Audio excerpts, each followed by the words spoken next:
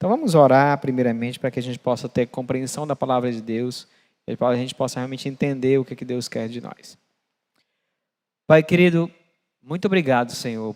Muito obrigado por Cristo, porque Ele é a razão de nós existirmos. Ele é a razão de nós podermos ter fé. Ele é a razão de nós termos esperança. Ele é a razão de nós não sermos consumidos pelo pecado. Ó Pai, louvamos e agradecemos ao Senhor e te pedimos que tudo aquilo que o Senhor fez por nós desde a antiguidade não seja esquecido e que o sacrifício de Cristo na cruz seja algo presente em nossa memória e que a gente possa estar vivendo pensando no encontro que teremos com Ele e que isso possa nos dar esperança de enfrentar não só o coronavírus, mas as demais aflições e dificuldades que nós teremos nesse mundo. Jesus nos diz que no mundo nós teríamos aflição, mas que a gente não deveria permitir que o nosso coração fosse perturbado, porque Ele venceu o mundo. Que a gente possa crer nisso, Pai. Nos ajuda a compreender a Tua palavra e todos que estão assistindo também. É que eu te peço, em nome de Jesus. Bom, Páscoa como sinal de esperança. A gente vai ver alguns textos da Bíblia hoje, mas a gente vai parar em Lucas 22. Então eu queria que a gente pensasse, ao entender a Páscoa direitinho, duas respostas para essas duas perguntas. Primeiro, o que a Páscoa ensina aos servos de Cristo? Como a ceia do Senhor pode nos dar esperança? Então quando a gente chegar ao final, a gente vai ter resposta para essas duas perguntas. Primeiro, o que a Páscoa ensina aos servos de Cristo? Segundo, como a ceia do Senhor pode nos dar esperança? Então, assim, para começar, eu queria, se eu não falar de um filme, o pastor Dado disse que não sou eu, né? Tenho que falar de um filme. E eu pensei no Josué. O Josué, não sei se vocês sabem, o pastor Josué, mas ele é fã, né? Digamos, fã, não sei se é a palavra certa, mas ele gosta muito de Star Wars. E Star Wars foi lançado quando eu tinha alguns aninhos. Eu já estava nessa terra, nessa época, em 77. Mas naquela época era muito difícil a gente ver lançamento de filme no Brasil. Então eu vim assistir na década de 80. Mas Star Wars não era o primeiro filme. Star Wars, na verdade, ele era o quarto episódio. Então, ele foi lançado, mas faltou muita coisa a ser respondida. As pessoas não entendiam. Quem conhece a saga não conhecia muitos detalhes do início, de como surgiu, por quê, para quê. Então a gente caiu de paraquedas no meio do caminho.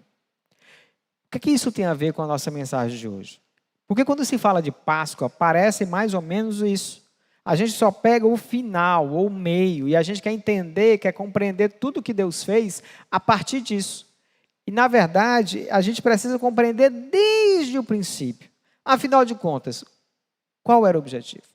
Pensando nisso, vamos voltar lá para o princípio mesmo, para Gênesis. Gênesis capítulo 3. A queda do homem.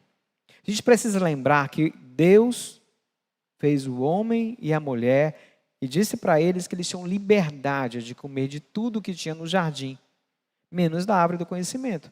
Porque se eles comessem, eles iriam morrer. Pois bem, nós sabemos a história e eles comeram. E depois, quando Deus confrontou Adão e Eva, veio a hora que ele confrontou a serpente. E ao confrontar a serpente, ele disse, na verdade, ele colocou algo que iria acontecer no futuro. E ele diz o seguinte no Gênesis capítulo 3, versículo 15. Porém, inimizade entre você e a mulher, entre a sua descendência e o descendente dela. Este, o descendente dela, lhe ferirá a cabeça e você lhe ferirá o calcanhar. O Senhor Deus fez roupas de pele, com elas vestiu Adão e sua mulher. O que isso tem a ver? Primeiro, um descendente viria. E esse descendente iria esmagar a cabeça do diabo. Isso é algo que vai acontecer. Só que ele precisava resolver alguma coisa a mais. O que seria essa coisa naquele momento? Naquele momento, Adão e Eva tinham cometido o primeiro pecado. E mesmo sem eles compreenderem direito, mas a morte iria acontecer. Eles não sabiam o que era a morte, eles nunca tinham visto a morte. E apesar de eles terem colocado galhos de folhas, de figueiras, Deus disse, não, eu preciso fazer algo para vocês. E o que foi que Deus fez? Deus fez roupas de pele. Então Deus matou possivelmente 2 animais, porque seria um para Adão e outro para Eva. E com esses animais ele cobriu, como se ele estivesse cobrindo o pecado de Adão e Eva. 2 animais inocentes por 2 seres humanos culpados. Um princípio que estava acontecendo ali, que apesar de Adão e Eva não entender bem, aquele princípio seguiria a humanidade até a vinda de Cristo. De fato, segundo a lei, quase todas as coisas são purificadas com sangue. Sem derramamento de sangue, não há perdão. Por que a gente pode afirmar isso hoje? Nós podemos afirmar isso hoje porque a revelação do plano de Deus, ela não se deu toda lá no Velho Testamento. Ela foi progressivamente, ela foi clareando. Então, quando você vai para o Novo Testamento, na carta aos Hebreus, você vê a afirmação que não há perdão de pecado sem derramamento de sangue. Então, aquele pecado cometido naquele momento, ele precisaria do sangue. Apesar disso, o sacrifício do animal era provisório. E o pecado foi transmitido para toda a humanidade. Mas o plano de Deus era a vinda do descendente da mulher. Só que até que isso acontecesse, Deus continuou apresentando símbolos que mostravam o plano dele. Então, ao fazer, ele fez aliança com Abraão e disse: Abraão, você vai ser pai de uma grande nação, você vai ser bênção a todas as nações. E aí, Abraão, um belo dia, depois de tanto tempo, quando ele realmente teve o seu filho, o filho da promessa, Isaque, Deus chegou para ele e pediu uma prova para ele. Aquele filho esperado, aquele filho que por tanto e tanto tempo ele esperou. Deus disse: olha, eu quero que você pegue Isaque, o seu filho, e que você ofereça ele em sacrifício para mim. Pastor, mas Deus pediu ele, aquele único filho que ele tinha com a sua esposa Sarai, porque o filho Ismael não era da sua esposa. Aquele que ele esperou por tanto tempo, o filho da promessa, e ele pediu isso, Abraão pediu. Deus pediu a Abraão. E Abraão pegou a lenha, porque ele seguiu, ele chamou os seus servos e pediu para providenciar tudo em direção ao monte. E quando ele chegou próximo ao monte que Deus tinha designado, ele pegou a lenha para o holocausto, que era o sacrifício, e colocou nos ombros do seu filho, Isaque. E ele mesmo levou as brasas para o fogo e a faca, e caminhavam juntos. Isaque disse ao seu pai Abraão: meu pai. Sim, meu filho, respondeu Abraão. Isaque perguntou: as brasas, a lenha está aqui, mas onde está o cordeiro? Onde está o cordeiro para o holocausto?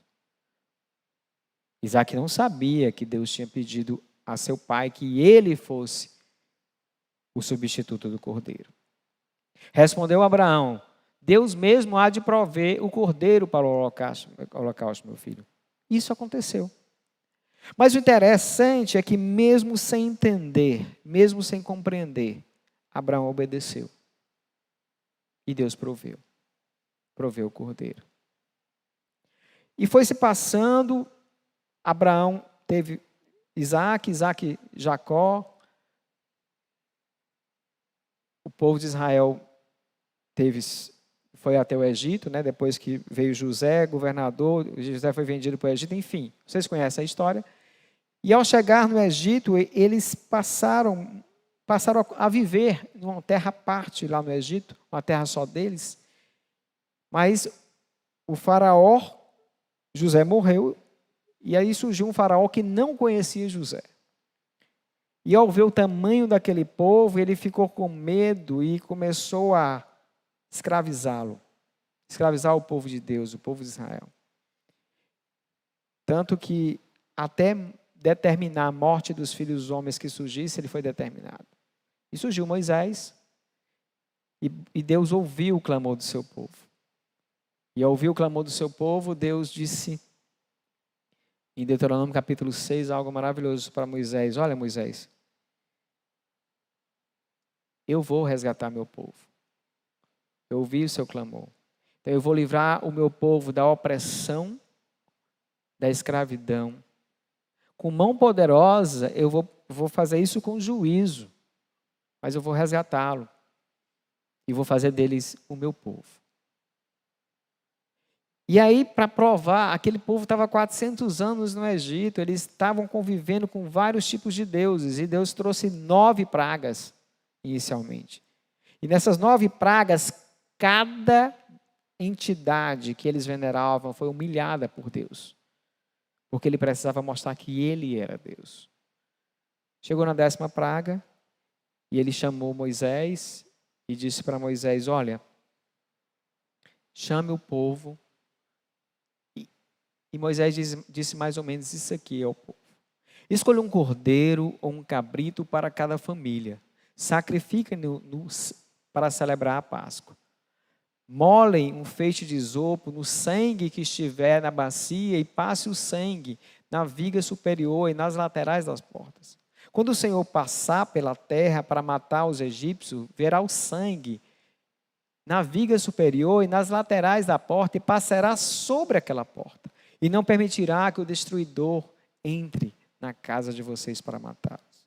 Quando entrarem na terra que o Senhor prometeu lhes dar, celebrem essa cerimônia. Nesse texto não está, mas Deus também disse para Moisés que depois disso, eles passariam até a festa dos pães sem fermento, onde eles por 7 dias estariam comendo pães sem fermento. Fazia parte da Páscoa, além do cordeiro, as ervas amargas que simbolizavam o sofrimento deles no Egito, o pães sem fermento, que é a pressa que eles precisavam. Após a refeição, eles tinham que estar prontos para sair. Eles tinham que estar prontos para ir em viagem. É interessante. Algumas pragas que vieram sobre os egípcios, especialmente as últimas, elas não afetavam o povo de Deus, porque Deus demonstrava que Ele era Deus, Ele protegia o seu povo. Então ele protegeu o seu povo de várias pragas. As pragas atacavam os animais dos egípcios e não atacavam os animais do povo dele. As pragas, elas afetavam as terras dos egípcios, mas não afetavam as terras do povo de Deus. Mas agora aconteceu algo diferente. Deus protegeu o seu povo, mas o seu povo precisava fazer alguma coisa. Precisava matar o cordeiro, lembra do substituto? Alguém que pagasse o preço por aquele primogênito. Quando a gente chega depois lá em Levítico, a gente vai ver que Deus diz: todos os primogênitos pertencem a mim. Porque, na verdade, os primogênitos deveriam ter morrido no Egito. Mas Deus colocou um substituto, que era o cordeiro. Deus cuidou do seu povo, mas o seu povo precisou tomar uma decisão de obedecer a Deus. Eu estava vendo esses dias um judeu falando sobre a Páscoa, um judeu convertido, e ele diz que até hoje tem essa discussão se essas marcas eram do lado de fora ou do lado de dentro. Porque a família se reuniu e quando ela era pequena, ela chamou seus vizinhos para poder comer o cordeiro. E eles alguns diziam que eles ficavam olhando as marcas do sangue, sabendo que o anjo passaria sobre a casa e a morte não viria. E aquele sangue representava a proteção de Jesus, a proteção de Deus ali. Sabe?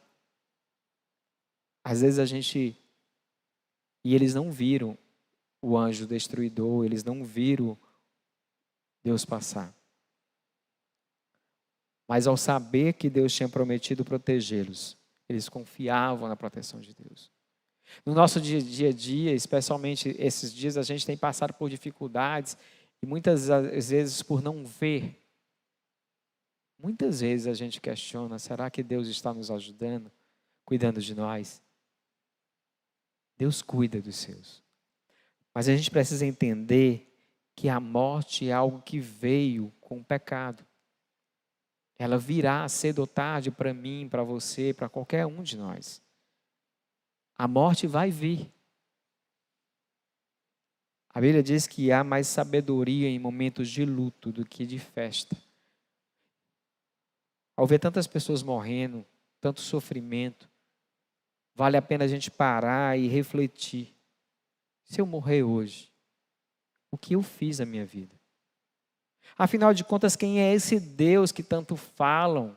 Quem é esse Jesus que diz que veio para me salvar? Eu vou para onde se eu morrer hoje? A morte para o homem é algo incompreensível. Imagine você na situação de Adão sem nunca ter visto a morte como deve ter sido a primeira vez. A morte é algo que a gente não aceita, porque nós não fomos criados para morrer. A morte veio pelo pecado, pela desobediência a Deus.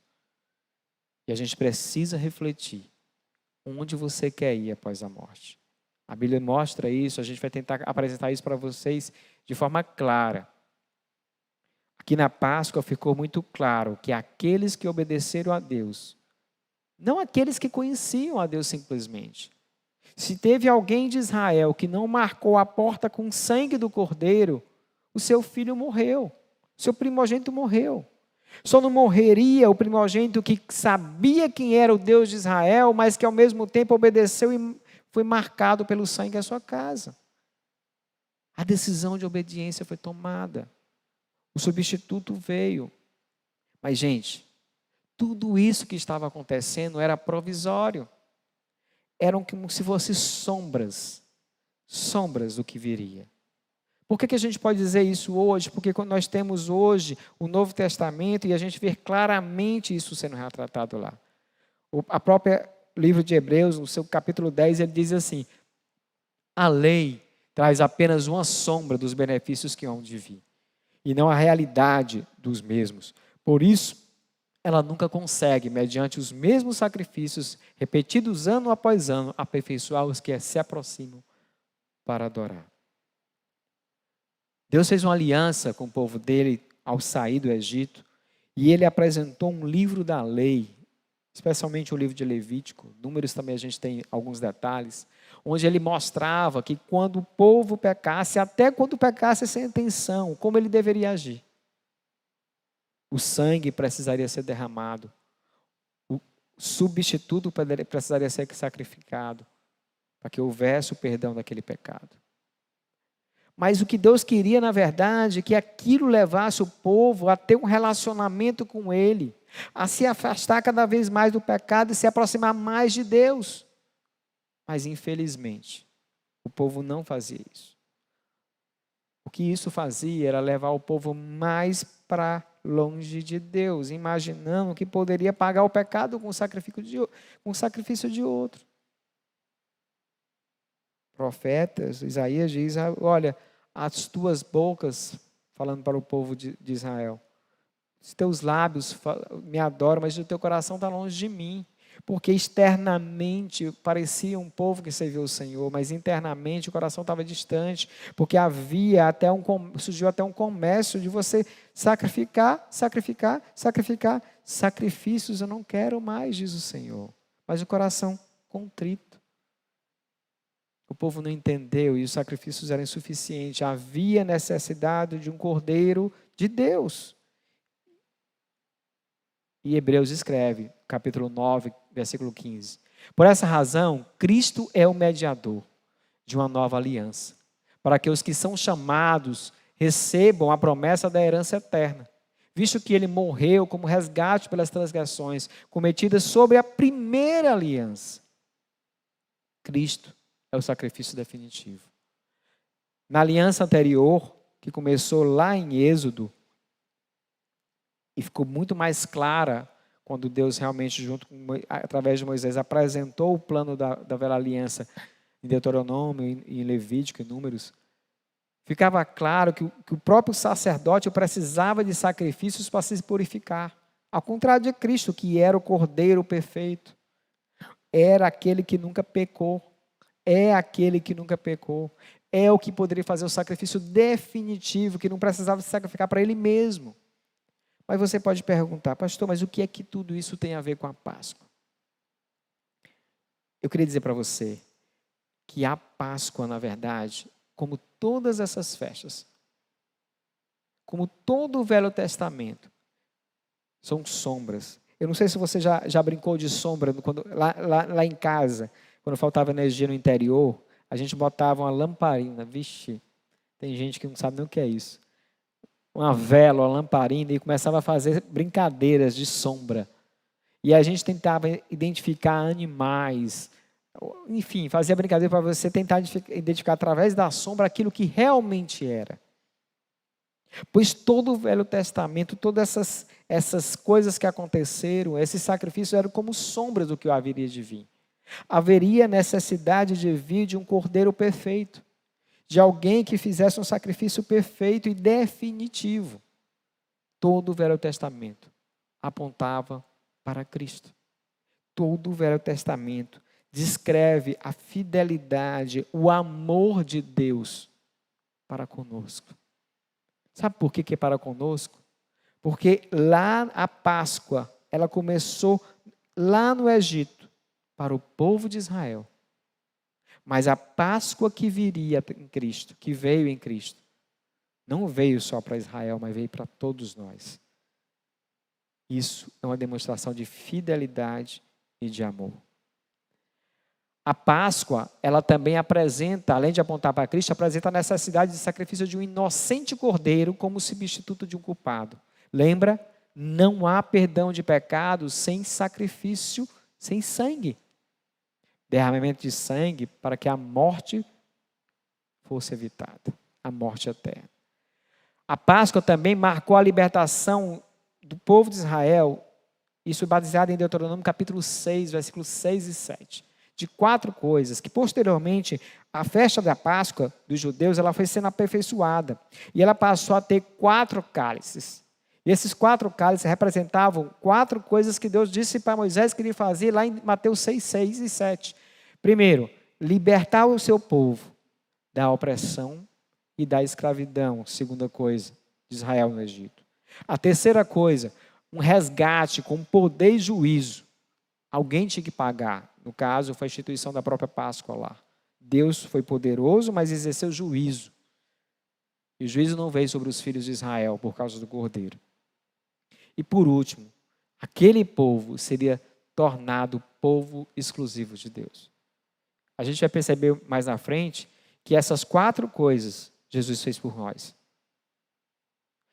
Então a Páscoa passou a ser um memorial. Quando Moisés, no capítulo 12 de Êxodo, termina de explicar para o povo o que eles iriam fazer, ele diz: e vocês, quando o filho de vocês perguntarem o que é essa festa, vocês vão dizer: essa festa marca os feitos de Deus, quando nos libertou do Egito.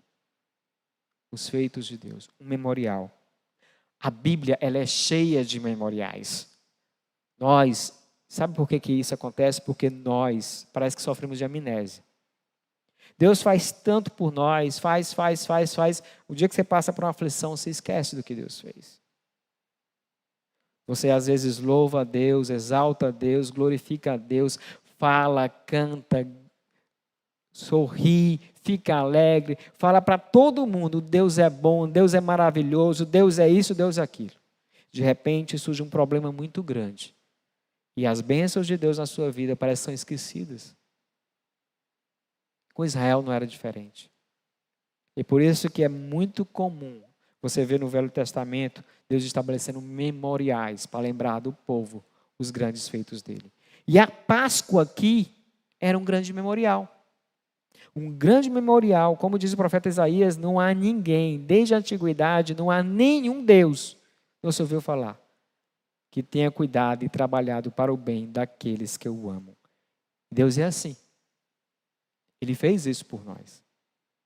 Ele fez isso por nós porque tudo isso aqui apontou para Cristo. Cristo, o Cordeiro de Deus. Mas pastor, como é que a gente pode ter certeza que Ele é o Cordeiro? Porque a palavra mostra isso. Passou-se o Velho Testamento, iniciou-se o Novo, que apesar de que o Novo Testamento inicia mesmo a partir da morte, porque não há testamento sem morte. Então, o Novo Testamento, a nova aliança, vai se iniciar a partir da morte do Cordeiro. Que Cordeiro? O Cordeiro Pascual definitivo é revelado. João Batista, no capítulo 1, versículo 29, e mais à frente também, acho que no versículo 34, ele diz: João viu Jesus aproximando-se e disse: vejam, é o Cordeiro de Deus que tira o pecado do mundo. Esse Jesus é o Cordeiro. Lembra? A Páscoa Havia necessidade do cordeiro. Esse cordeiro precisaria existir. O apóstolo Paulo, ao escrever sua carta aos Coríntios, que a gente vai ver um pouco mais detalhada a semana que vem, ele diz assim: livre-se do fermento velho, para que sejam massa nova e sem fermento, como realmente são. Pois Cristo, nosso Cordeiro Pascual, foi sacrificado. Por isso celebremos a festa, não com o fermento velho, nem com o fermento da maldade, da perversidade, mas com os pães sem fermento, da sinceridade e da verdade. Fermento aqui, diferente de lá no início, quando o fermento simbolizava a pressa, agora o fermento simboliza pecado. Quando o Carlinhos for apresentar a semana que vem, 1 Coríntios 5, vai ficar mais claro esse texto. Mas o contexto que Paulo está escrevendo aqui é pecado. E o que ele está querendo dizer é o seguinte: espera aí, o Cordeiro Pascual, que é Jesus, morreu por conta do pecado. Se ele morreu por conta do pecado, como é que vocês podem comer a ceia no pecado? Como é que vocês podem viver o pecado? Interessante que Paulo está falando isso, não apenas agora, mas é porque quando Jesus estabeleceu a Páscoa, ele também estabeleceu a festa dos pães asmos, que era uma festa onde, a partir do sacrifício do cordeiro, todo o fermento precisaria ser tirado da casa. E por 7 dias, aquele povo só poderia comer qualquer comida que fosse sem fermento. Isso é tão interessante que os judeus ainda celebram essa Páscoa. E onde tem comunidade judaica, você tem produtos sem fermento, para que eles possam passar esses 7 dias da festa dos pães asmos. Mas o fermento aqui, meus irmãos, é pecado.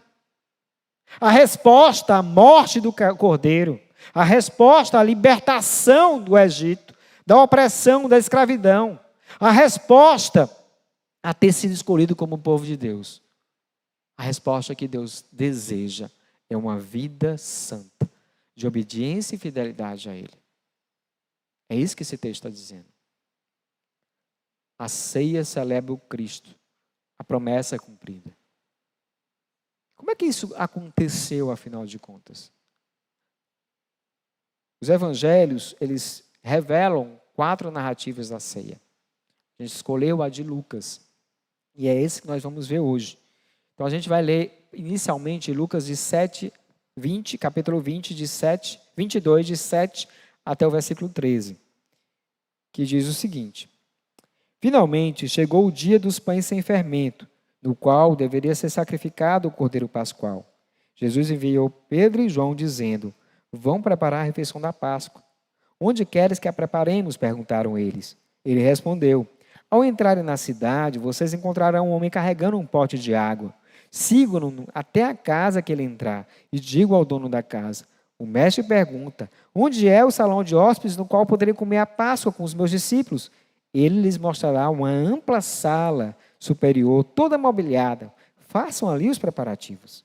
Eles saíram e encontraram tudo como Jesus lhes tinha dito. Então prepararam a Páscoa.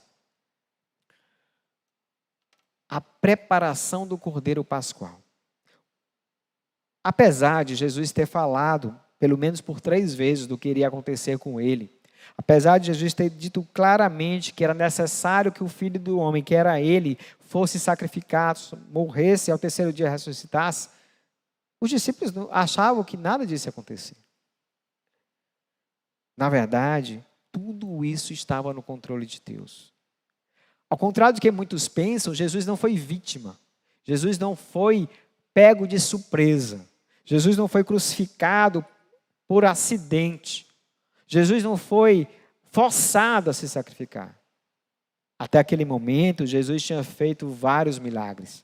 Jesus, com a palavra só, fez toda uma tempestade parar.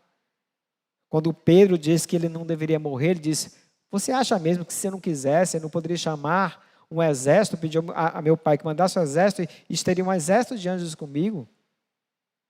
Jesus morreu porque ele quis. O sacrifício dele foi porque ele quis. O holocausto pelo pecado. Um sacrifício pelo pecado. Espontâneo, por amor. Quando João diz no capítulo 3, versículo 16, porque Deus amou o mundo de tal maneira que deu seu Filho único, para que todo aquele que nele crê não pereça, mas tenha a vida eterna, não foi porque alguém pegou Jesus por acidente, mas foi porque Jesus planejou com Deus Pai, desde Gênesis capítulo 3, desde o pecado lá, que ele viria como o Cordeiro que tira o pecado do mundo. E o que esse texto mostra para a gente, além disso? Finalmente chegou o dia dos pães sem fermento, no qual deveria ser sacrificado o Cordeiro Pascual. Jesus chegou no 10º dia, porque o Cordeiro era separado na Páscoa no 10º dia. Isso você vai ver em Êxodo capítulo 12. Então ele era separado no 10º dia e ele era sacrificado no 14º dia. Jesus chegou na segunda, terça, quarta, quinta, sexta. Desculpe, no 15º dia. 14º, exatamente, que é na passagem para o 15º. Então, 10, 11, 12, 13, 14. Eu fiz a conta errada, gente. Olha aqui, deixa eu corrigir. Segunda, terça, quarta, quinta, sexta. 10º dia ele chegou. 11, 12, 13, 14. Jesus seria sacrificado na sexta-feira. Então, os discípulos iam preparar a Páscoa. Uma parte do povo de Israel preparava a Páscoa na quinta-feira, porque a gente precisa entender o seguinte: o dia para o povo judeu terminava às 18 horas. Então, a partir das 18h01 já era o dia seguinte. Por isso que Jesus morreu às 15 horas da sexta. Às 18 horas ele não poderia estar vivo, porque já iniciaria o sábado às 18h01. Por isso que eles foram lá, e a gente vai falar sobre isso daqui a pouquinho, mas na verdade o que é que aconteceu? Várias profecias foram cumpridas no sacrifício de Jesus. Entre elas, o Salmo 34 diz, se não me engano, o 34 diz que as pernas, os ossos do cordeiro não poderiam ser quebrados. E na Páscoa, os ossos não eram quebrados do cordeiro. Então, os líderes judeus pediram para que fossem quebrados as pernas dos 3 que estavam sendo crucificados. Por quê? Porque ninguém poderia estar vivo a partir das 18 horas. Porque quem estivesse vivo não poderia ser mais crucificado, porque já iniciaria o sábado. E no sábado ninguém poderia ser morto. Só que Jesus não foi quebrado as suas pernas e nenhum osso foi quebrado a fim de cumprir a profecia. Por que isso aconteceu? Quebrou-se as pernas dos ladrões. Quando chegou a Jesus, o centurião percebeu que ele estava morto. E ele perfurou e saiu água e sangue na sua lateral. Tudo isso era uma profecia, estava se cumprindo. Mas Jesus era o Cordeiro Pascual, então era necessário que ele fosse sacrificado exatamente junto com os cordeiros. Então, apesar de uma parte de Jerusalém, quando era semana de Páscoa, a sua população multiplicava por 5. E uma parte de Jerusalém celebrava a ceia a partir da quinta para sexta-feira à noite. E a outra parte, inclusive no templo, a maior parte era celebrada, os cordeiros eram mortos por volta das 15 horas. Ou na tarde da sexta-feira, que foi justamente quando Jesus estava morrendo. O que eu estou querendo dizer para vocês é que tudo aquilo que aconteceu no Velho Testamento, que se apontou para Cristo, estava se realizando. Então os discípulos foram preparar a ceia, finalmente chegou o dia dos pães sem fermento, no qual deveria ser sacrificado o Cordeiro Pascual. E Pedro e João disse, Jesus disse, Pedro e João, vão lá, preparem a refeição da Páscoa.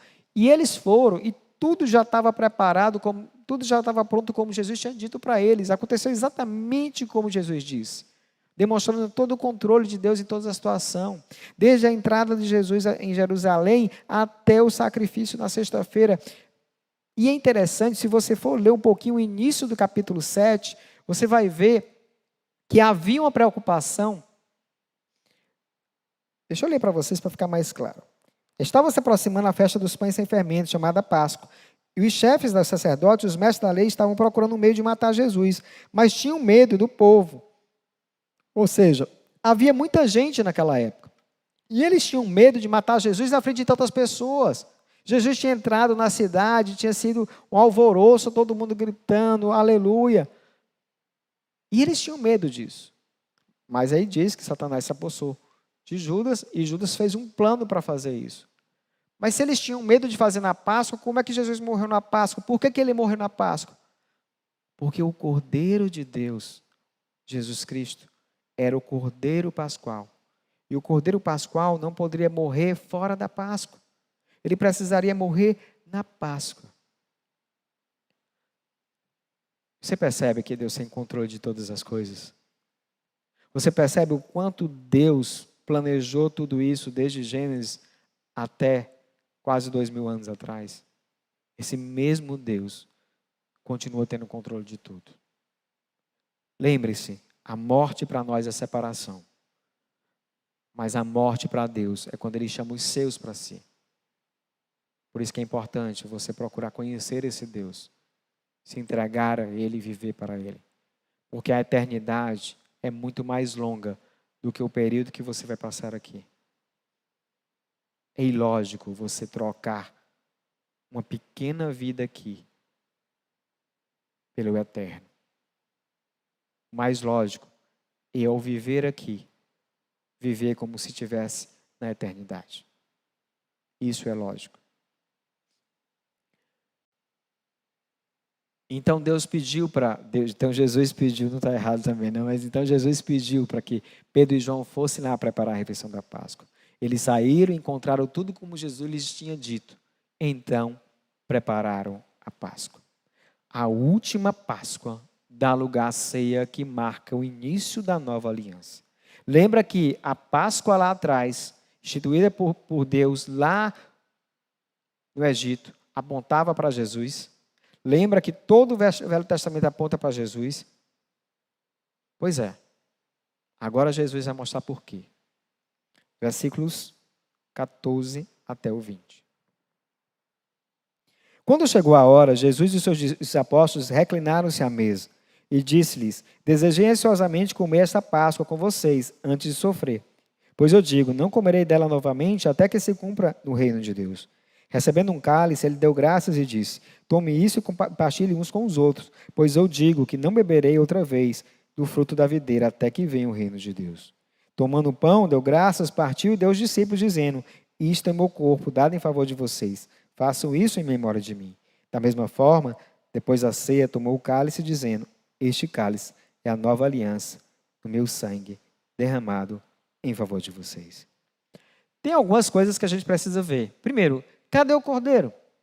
Se a Páscoa tinha um cordeiro, por que nenhum dos relatos dos evangelhos fala sobre esse cordeiro que seria comido? Porque, na verdade, aquele sacrifício provisório estava deixando de existir para se ter um sacrifício definitivo. O que Jesus está querendo apresentar para eles aqui é que essa Páscoa seria diferente de todas as outras. E a maneira como a gente iria comemorar ela também seria diferente. Primeira coisa, quando chegou a hora, Jesus e seus discípulos reclinaram-se à mesa. Naquela época, o local de comer a Páscoa era uma mesinha bem baixinha. Ao contrário lá do quadro de Da Vinci, era uma mesa pequena, aliás, baixa, onde todos se reclinavam a ela. E ele diz assim, desejei ansiosamente comer esta Páscoa com vocês antes de sofrer. Antes de sofrer. Preste atenção. Jesus sabia o que viria e ele não estava fugindo disso. Jesus sabia que iria sofrer, sabia que ia ser crucificado, mas ele não estava fugindo disso. Mas ele disse uma coisa maravilhosa aqui. Desejei ansiosamente comer essa Páscoa com vocês. Um sentimento de que Jesus desejava ansiosamente ter aquele momento com seus discípulos, com aqueles que ele passou por mais de 3 anos andando aqui na terra, juntos, caminharam juntos com ele. Mas Jesus também, por milhares e milhares de anos, havia planejado esse momento com Deus Pai. Ele tinha planejado isso tudo para que eu e você pudéssemos ser reconciliados com Deus, não morrêssemos mais eternamente, pudéssemos ter paz com o Senhor. E ele continua dizendo: pois eu lhes digo, não comerei dela novamente até que se cumpra o reino de Deus. A última Páscoa estava ali. Recebendo um cálice, ele deu graça e disse: tome isto e partilhem-se uns com os outros. Na verdade, na Páscoa, como eu disse para vocês, haviam 4 cálices, de 4 bênçãos que Deus tinha feito com o povo judeu. Isso não era um ritual que a Bíblia fala que eles faziam, mas é um ritual que foi incorporado à Páscoa judaica por conta daquilo que eu falei anteriormente. 4 bênçãos. Deus livrou o povo de Israel da opressão do Egito, da escravidão do Egito. Com mão poderosa, ele os resgatou com juízo, e ele tornou eles propriedade exclusiva dele, de Deus. Então, na hora da ceia, 4 cálices eram passados. Esse primeiro foi compartilhado com todos. E interessante que quando Jesus morre, ele nos livra da opressão do pecado, da escravidão do pecado. Ele faz dele o próprio juízo, porque a ira de Deus vai sobre ele. Ele é o nosso substituto. E ele nos faz filhos de Deus, nos torna povo exclusivo de Deus. Você já parou para pensar o que o sacrifício de Cristo representa para você que crê, para que você que clama para que Ele o aceite como seu filho, que Deus o aceite como seu filho, que Jesus entre realmente na sua vida, que Ele seja o Senhor da sua vida. Para você, Ele representa o fim da opressão do pecado, o fim da escravidão do pecado, a certeza que seus pecados foram pagos no sangue de Jesus e a certeza que agora você faz parte da família de Deus. Isso não é pouca coisa. Pois eu lhes digo que não beberei outra vez do fruto da videira até que venha o reino de Deus. A gente vai precisar encontrar com Jesus para poder celebrar com Ele novamente esse momento. Tomando o pão, deu graças, partiu e deu aos discípulos, dizendo: isto é meu corpo dado em favor de vocês. Façam isso em memória de mim. 2 coisas. Este é o pão, representa o corpo de Cristo. A Bíblia diz que nós somos o corpo e Cristo é o cabeça, ou seja, nós fazemos parte desse corpo. Então, quando o pão ele representa uma comunhão. Como é que eu posso viver essa comunhão que o corpo diz? A gente tem visto muito na carta de Corinto essa questão da unidade. Deus nos chamou para sermos um em Cristo. Precisamos ter isso em mente. Ele é o cabeça, Ele precisa ser glorificado. Tudo a glória é de Deus. Mas se eu tenho comunhão com meu irmão, se a gente faz parte do mesmo corpo, eu preciso me importar com ele. Eu preciso chorar junto, me alegrar junto, estar junto. Isso realmente é ter comunhão no corpo de Cristo. Da mesma forma, depois da ceia, tomou o cálice dizendo: este cálice é a nova aliança no meu sangue, derramado em favor de vocês. O que Jesus está dizendo aí é que havia nesse momento um novo testamento que iria nascer. A aliança pode ser traduzida como testamento. Um novo pacto, uma nova aliança. E ele estava demonstrando que ele foi fiel nisso. Desde a antiguidade, Deus planejou isso, onde o filho dele precisava vir, porque o cordeiro perfeito era ele, para que ele pudesse morrer, para que nós não pagássemos com o nosso sangue pelo pecado que nós cometemos. A Bíblia diz que todos nós somos pecadores. Todos. Não há exceção. O pecado entrou no mundo por um homem, por Adão. Mas por um homem ele também saiu, que foi Jesus. Então Adão trouxe o pecado. E esse pecado, essa natureza pecaminosa passou a todos nós. Por isso que nós pecamos. A consequência desse pecado é a morte. E o remédio desse pecado é Cristo. Porque por um só homem também entrou a salvação. Entrou a vida eterna. E para esse testamento, para que ele pudesse valer, para essa aliança poder valer, era necessário que Jesus morresse. Que o sangue fosse derramado em favor de nós. E qual a resposta, pastor, que eu posso dar a isso? Primeiro, me ajoelhar diante de Deus. E se eu não tiver feito isso ainda, clamar ao Senhor que perdoe os meus pecados em Cristo. Dizer que você se arrepende desses pecados. Pedir para que o Senhor o receba como seu filho. E que Cristo seja o Senhor da sua vida em todos os dias. Vivendo uma vida, buscando a santidade e uma vida que agrade a Deus. Lembra da festa dos pães asmos, da festa sem pecado?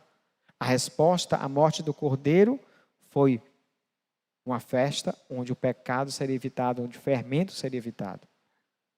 A resposta à morte do Cordeiro perfeito, o Filho de Deus, é uma vida de santidade e de gratidão. É viver para agradar a Deus. É confiar, mesmo quando a gente não entende, que Deus em sua palavra sabe o melhor para a gente. É na hora do desespero, saber que eu posso contar com Deus. É quando tudo estiver ruim, eu fechar os meus olhos e entregar tudo aquilo ao Senhor. E confiar. É ter a certeza que Deus cuidou de mim em todos os momentos que eu precisei. E começar a trazer a memória de todos os momentos que Deus esteve comigo. Começar a louvar, a agradecer, a glorificar o Senhor por isso. E ter a certeza que Ele continua comigo. Que Ele continua sendo bom. Deus é bom e Ele já provou isso na cruz em Cristo. Se você sofre, se você sofreu, se você vai sofrer, Deus sabe o que é isso, porque o Filho dele passou por tudo isso aqui na terra. Ele foi angustiado, ele foi afligido, ele foi humilhado, cuspido, mas ele não tinha culpa de nada.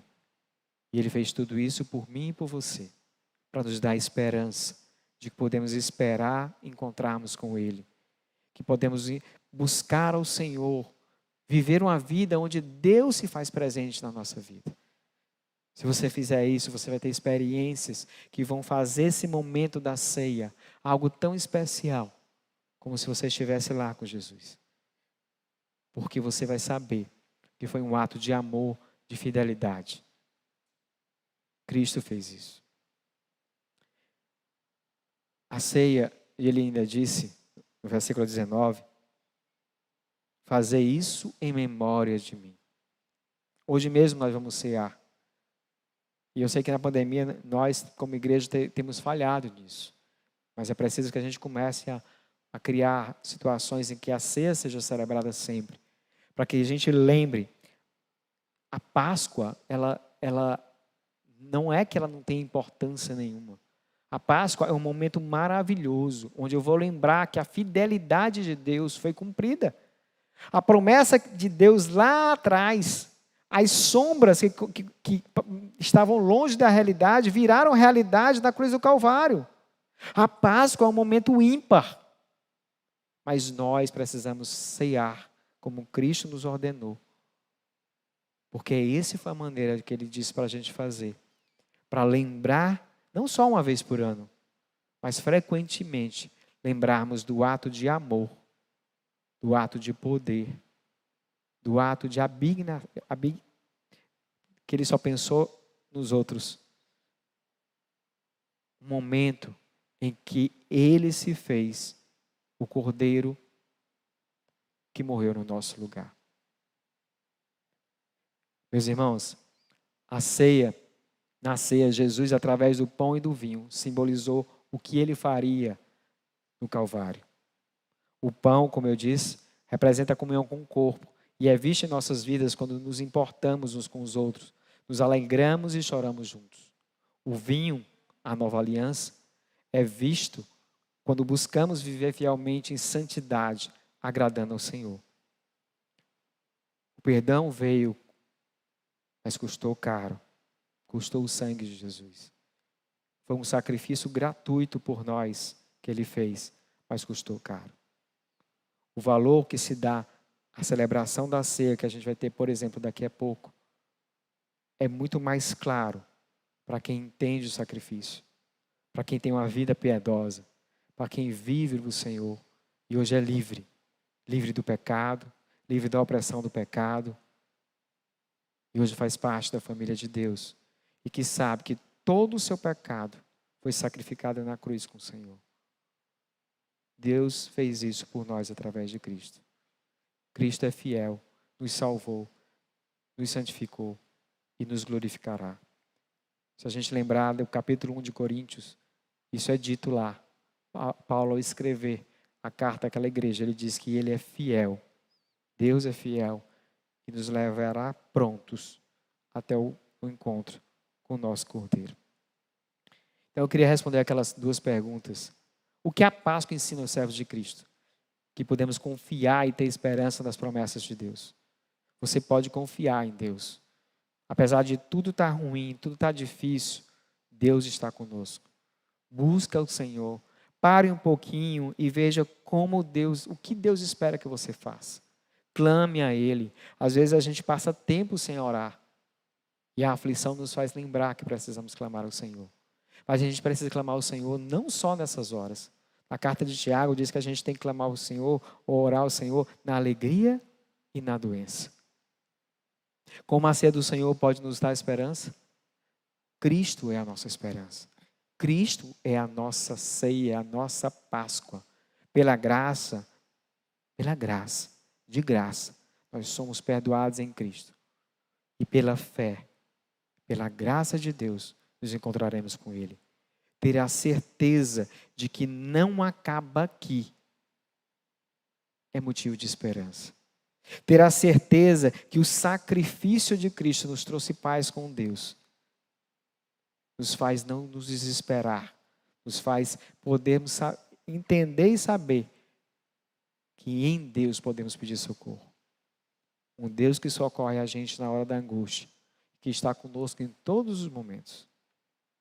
Concluindo, apesar do pecado que em Adão cometemos, Deus decidiu nos amar e perdoar em Cristo. A minha vida, como parte da Igreja de Cristo, deve refletir o meu entendimento do sacrifício na cruz. Preciso ter uma vida que se importa com os outros e que busca agradar a Deus. O eu precisa diminuir e Cristo precisa ser levantado, ser glorificado.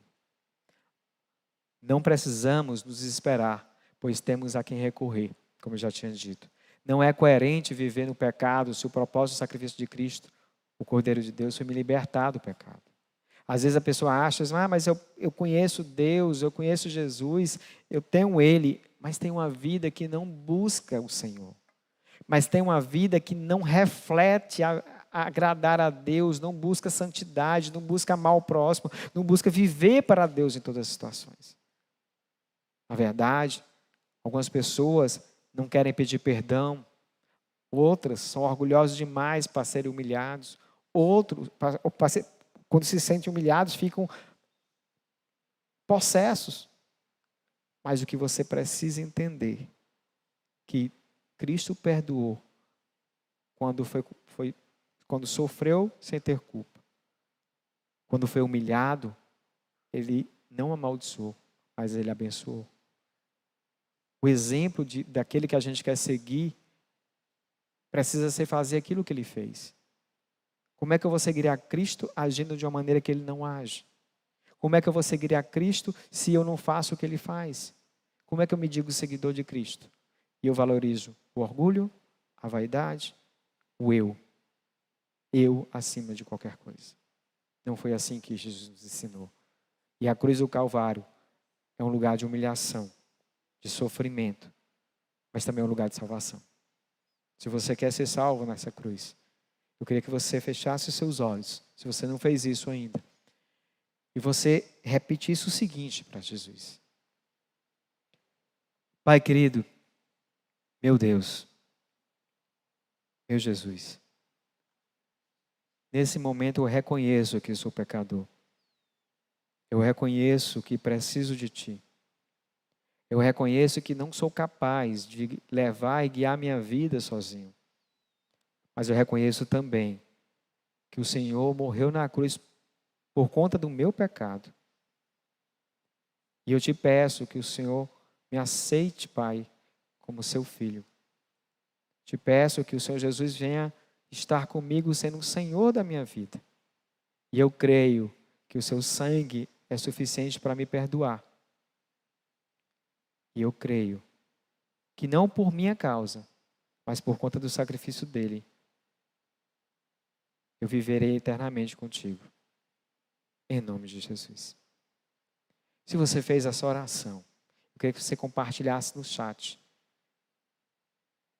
E mandasse uma mensagem para o telefone da nossa igreja. Eu queria que o irmão colocasse aí no chat da igreja. É o 98839-3945, se eu não me engano.